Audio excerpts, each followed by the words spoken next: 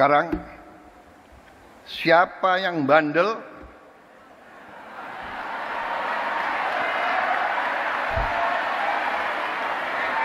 siapa yang dablek, siapa yang tidak mau ikut dengan aliran besar ini, dengan tuntutan rakyat, pemerintah yang bersih, siapa yang tidak patuh, saya akan tidak. Memang ada yang mengatakan saya ini tolol, ada. Nggak apa-apa. Ya. Ada yang mengatakan saya bajingan yang tolol, ya kan? Tapi saya nggak sebut namanya, kalian sudah tahu loh. Nggak apa-apa. Tapi kami paham dan kami mengerti. Dari saudara-saudara, ya, 100 hari pertama kami akan baik. Dalam arti, saya berharap ada kesadaran. Saya pernah menyampaikan, seluruh aparat, seluruh institusi, bersihkan dirimu.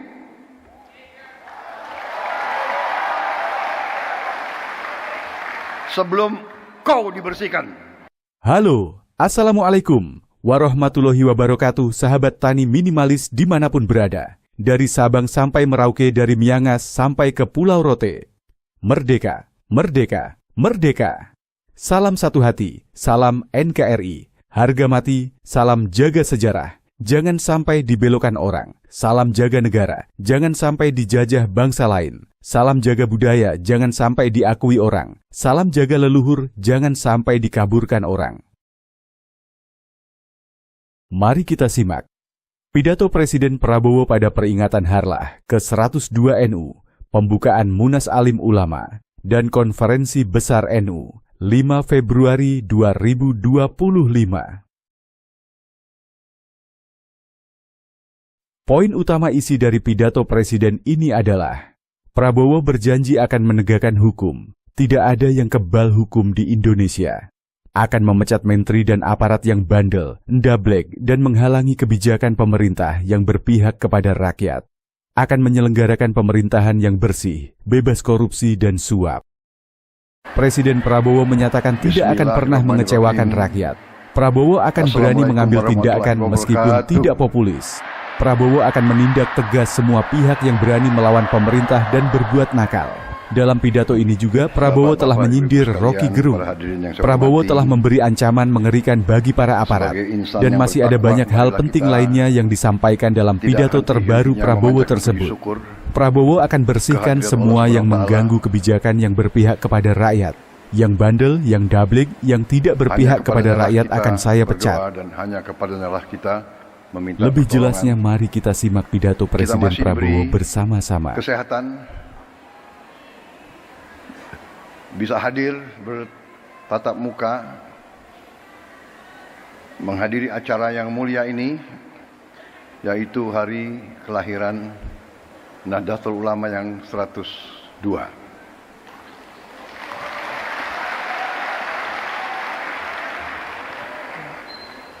Yang saya hormati, Wakil Presiden Republik Indonesia, Saudara Gibran Rakabuming Raka.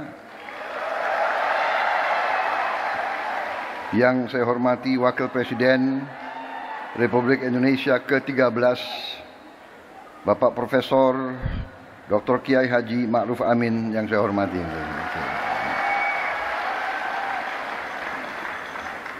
Ketua Majelis Permusyawaratan Rakyat Republik Indonesia, Saudara Ahmad Muzani.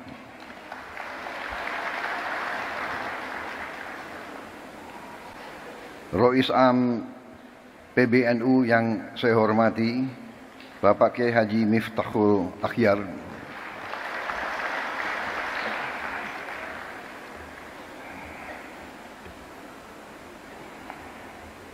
Ada sedikit cerita hubungan batin saya, hubungan emosional, karena beliau adalah orang yang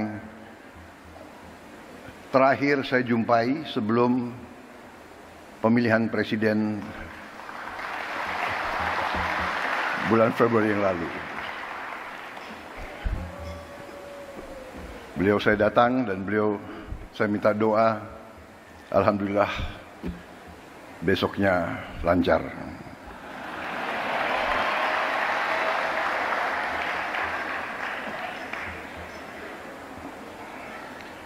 Ketua Umum PBNU yang saya hormati, Bapak Kiai Haji Yahya Khalil Stakuf yang saya hormati.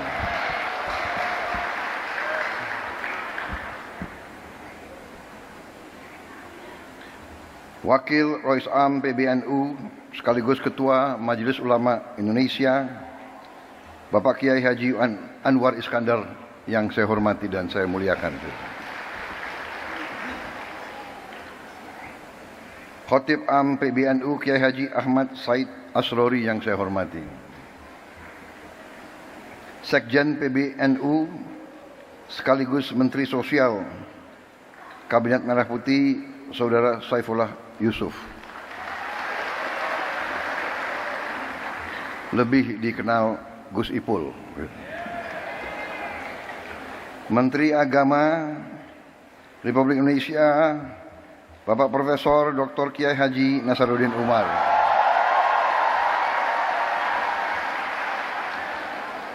Para menteri koordinator, para menteri, para kepala badan, kepala BIN, Panglima TNI, Kapolri, serta seluruh anggota Kabinet Merah Putih yang hadir. Para duta besar negara sahabat yang hadir.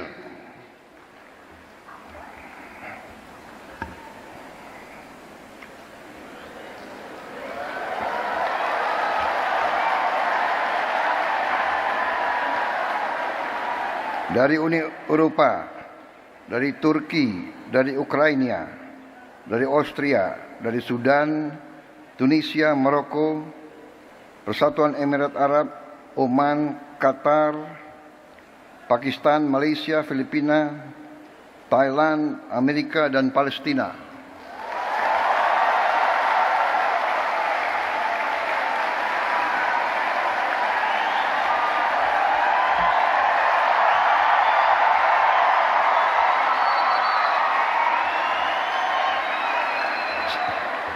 Kalau ada negara yang tidak saya sebut, berarti salah staf saya.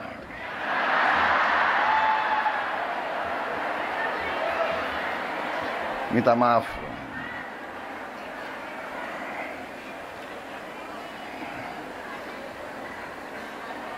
Ketua Muslimat Nahdlatul Ulama Ibu Khofifah Indar Parawansa.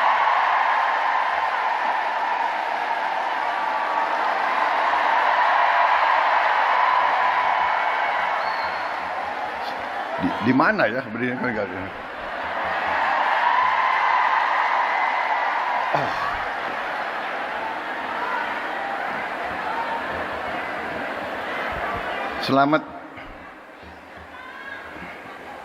Selamat hadir, selamat terpilih sebagai Gubernur Jawa Timur.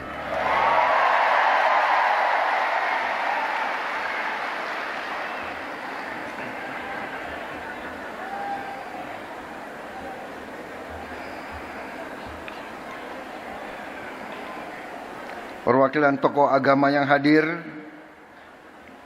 dari Muhammadiyah, Fatayat, Muslimat,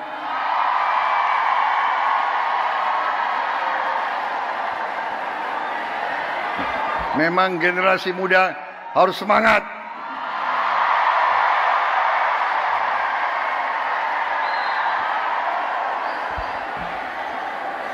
Perwakilan dari PGI, dari KWI, Hindu Dharma, Walubi, serta tokoh-tokoh lain yang tidak dapat saya sebutkan satu persatu. Hadir dari Ikatan Putra-Putri NU, Gerakan Pemuda Ansor,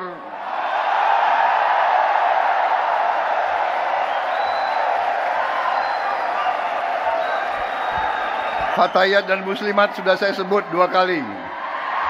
Ini ketiga kali.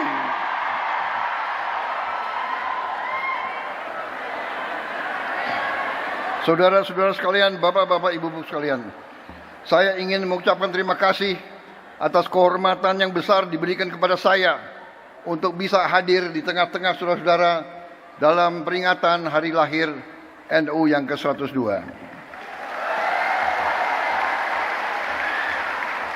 Begitu saya masuk aula ini, saya merasa suatu aura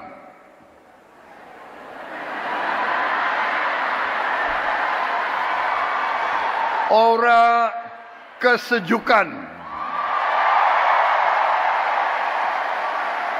aura kekeluargaan, aura niat baik,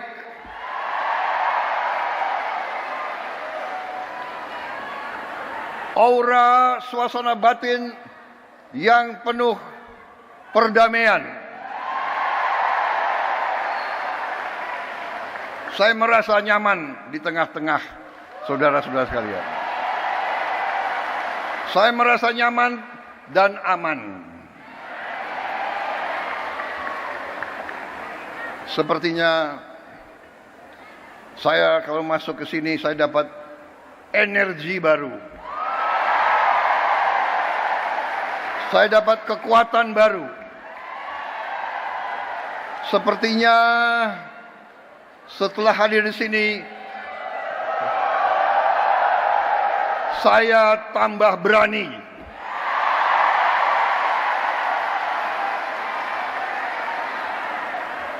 Dan saya tambah bertekad untuk tidak mengecewakan kepercayaan yang diberikan kepada saya. Dan saudara Gibran Rakabuming Raka dan semua anggota koalisi kami.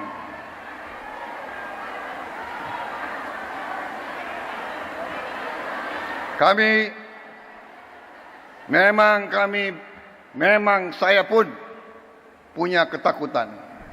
Saya takut mengecewakan rakyat saya.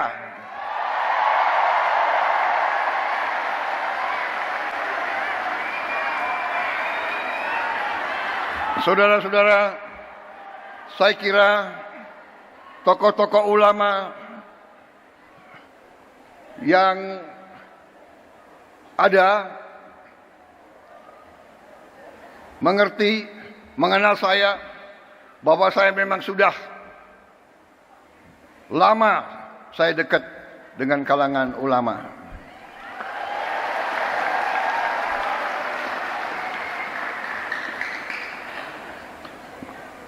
Dan saya sering cerita, kenapa saya dekat sekali sama ulama, karena saya ini mantan prajurit, mantan tentara. Tentara selalu dekat sama ulama. Kenapa?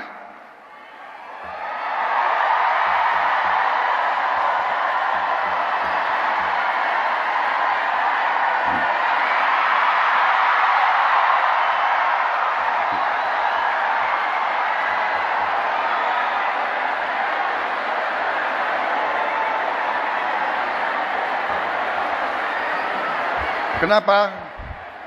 Karena seorang prajurit itu dari sejak muda dia harus berangkat tugas menghadapi bahaya, menghadapi maut. Dan biasanya orang kalau menghadapi maut ya cari kiai.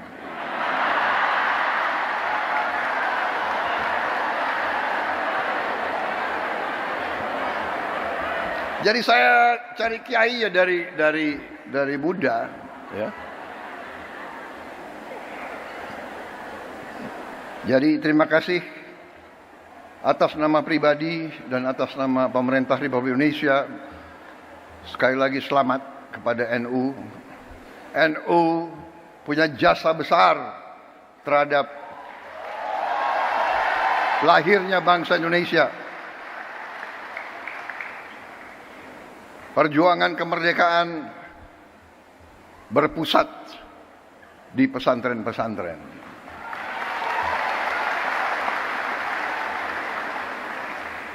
Saudara-saudara sekalian, Nahdlatul Ulama di saat-saat krisis,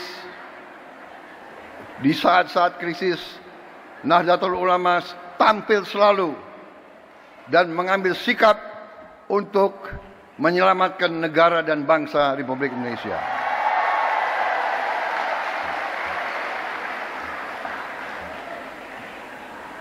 Proklamasi kemerdekaan Republik Indonesia diproklamasikan di Jakarta.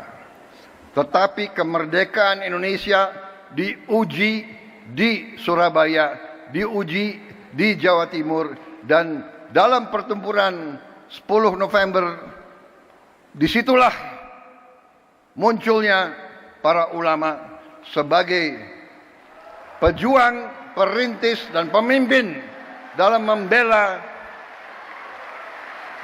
kemerdekaan Republik Indonesia. Proklamasi lahir di Jakarta. Ujian terhadap proklamasi tersebut diuji di banyak tempat, yang paling besar antaranya di Surabaya.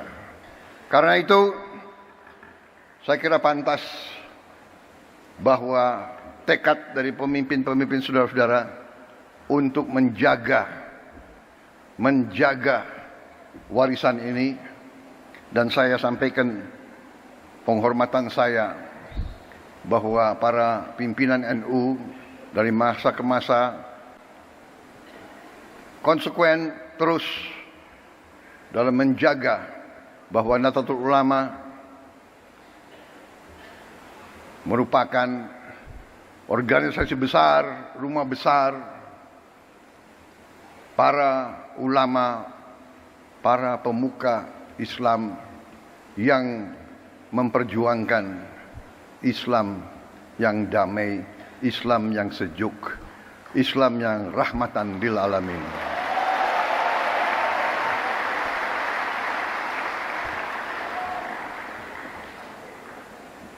Dari sejak dulu saya kenal Gus Ipul lama sekali. Beliau waktu itu Ansor ya.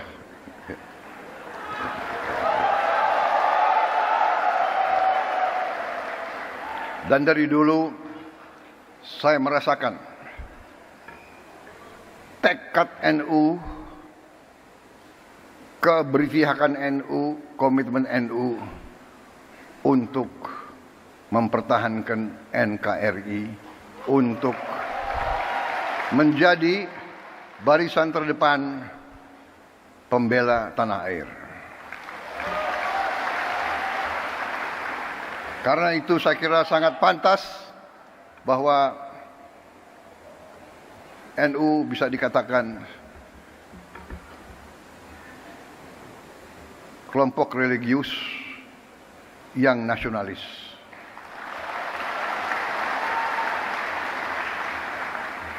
Kalau kami kelompok nasionalis yang religius.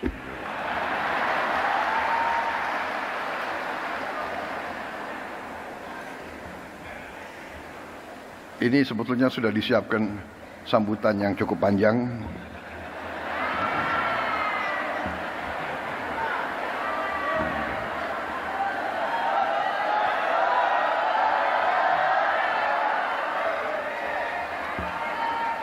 Bagaimana kalau saya singkat-singkat aja ya?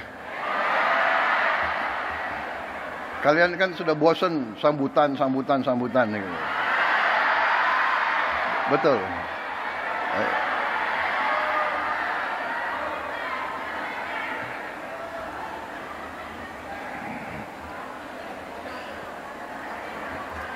Hari ini saya hadir di tengah suasana hijau.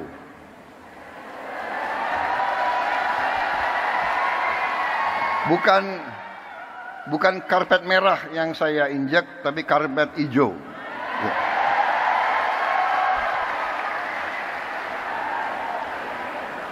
Lampunya pun hijau. Ya.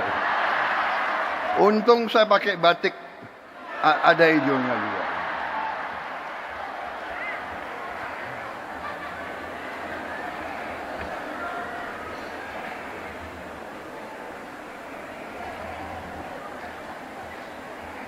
Saudara-saudara, kalau kita lihat dalam sejarah kita, ini saya diberi catatan bahwa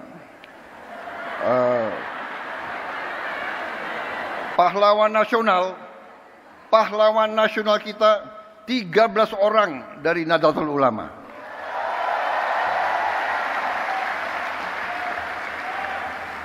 Insya Allah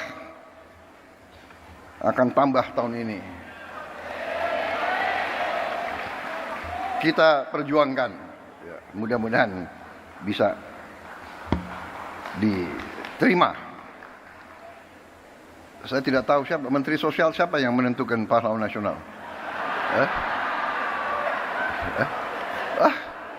Bukan Menteri Sosial. Tapi kalau saudara nggak ajukan, ya saya nggak bisa. Ya.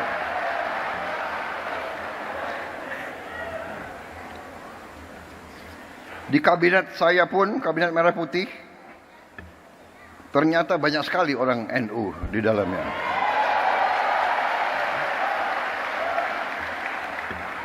Menteri Agama, Menteri Sosial, Menteri Pemberdayaan Perempuan dan Perlindungan Anak, Menteri Agraria dan Kepala Badan Pertanahan Nasional, itu menterinya, wakil menterinya banyak lagi. Tapi itu bukan karena NU. Karena orang-orang mereka itu memang hebat-hebat. Jadi yang diajukan hebat, ya tidak bisa ditolak. Iya kan? Saudara-saudara, saya kira intinya yang ingin saya sampaikan, terima kasih atas dukungan saudara-saudara selama ini. Dukungan untuk pemerintah Republik Indonesia. Ya.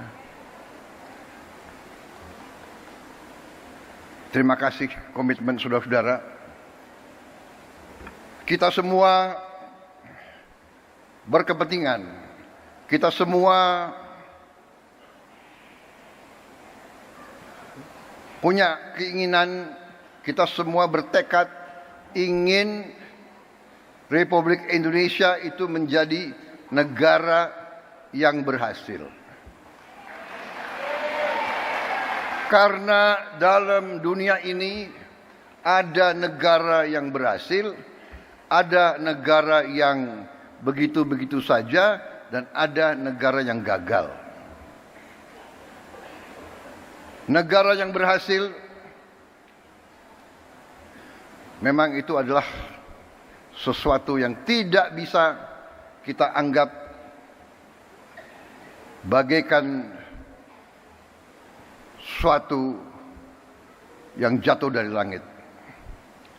Negara yang berhasil harus kita bekerja keras, berikhtiar keras, dan kunci daripada keberhasilan itu adalah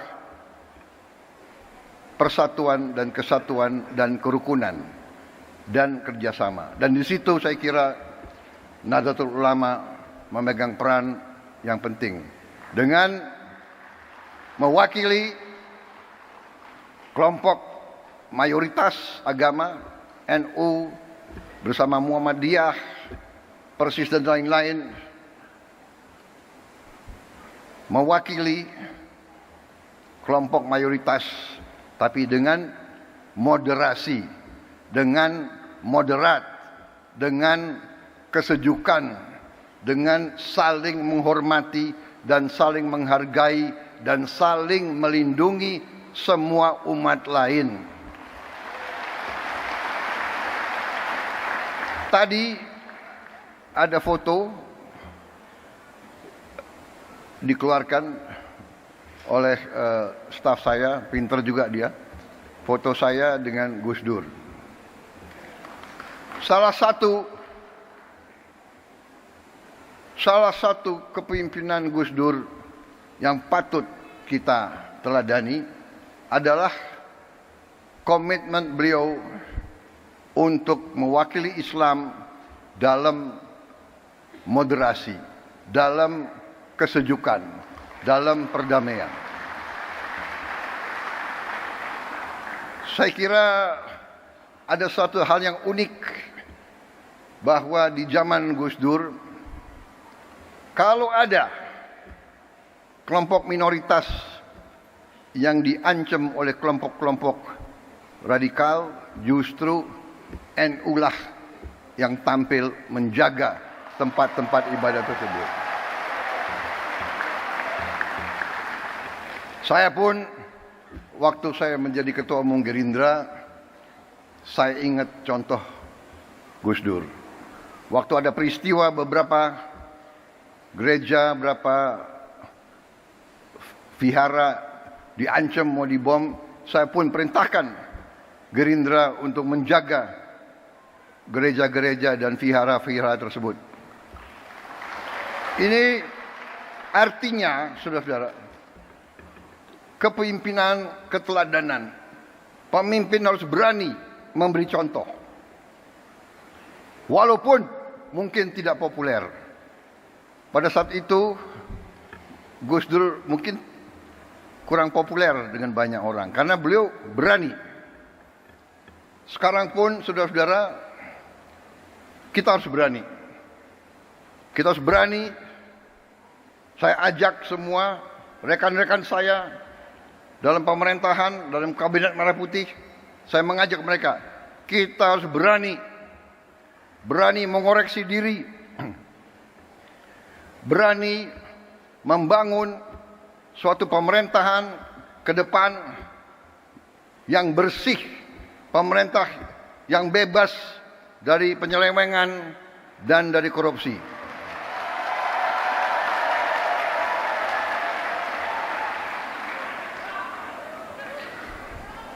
Itu tekad kami. Kami akan terus, dan kami mengerti, kami tahu ada perlawanan-perlawanan, tapi kami yakin apa yang kami perjuangkan adalah untuk bangsa dan rakyat Indonesia.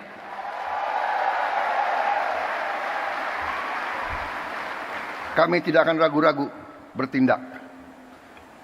100 hari pertama, ya, saya sudah beri istilahnya peringatan berkali-kali.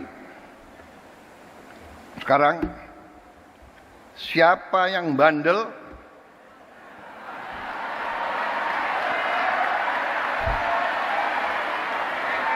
siapa yang dablek,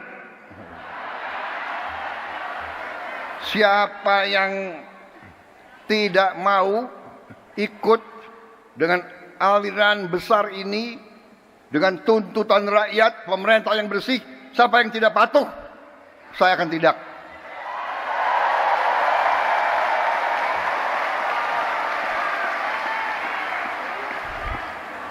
Dan saudara-saudara, jangan kira kami ini bodoh.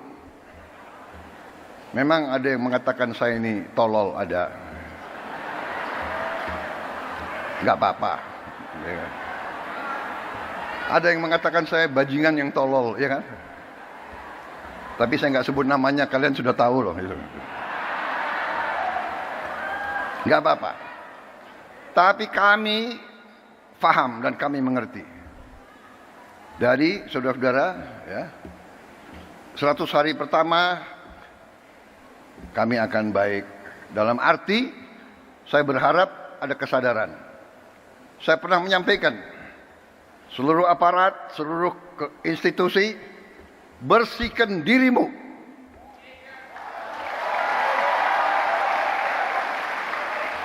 Sebelum kau dibersihkan.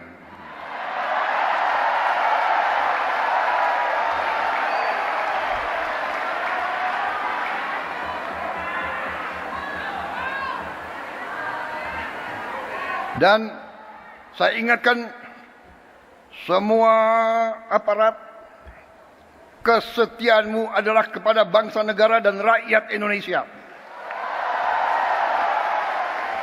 Kalau kau tidak setia kepada rakyat Indonesia, kalau kau menghalangi kebijakan-kebijakan yang untuk membantu rakyat Indonesia, saya akan tindak, saudara-saudara sekalian.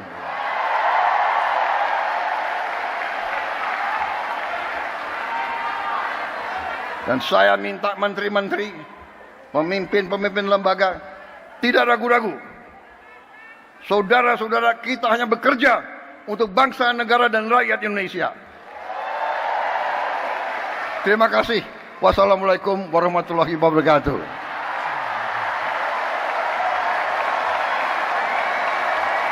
Selamat berjuang Nahdlatul Ulama.